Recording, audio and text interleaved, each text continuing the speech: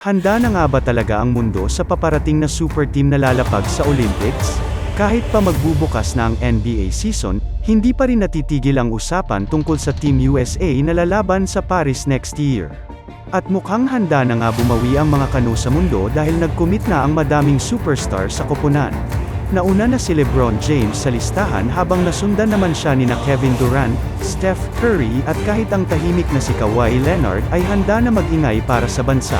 Ang apat na players ay malaki ang tulong at kahit pa sino ang itapat mo sa kanila ay parang imposible na sila matalo. Kahit pa NBA players at stars ang sumubok na talunin sila ay mahihirapan pa rin dahil paniguradong gigil din silang bumawi. Aasahan pa ngang mas madami pa ang susubukang sumali sa Team USA sa paglipas ng season na mas lalo pang magpapalakas sa kanila. Pero sa tingin mo ba unbeatable na ang Team USA? Comment down below.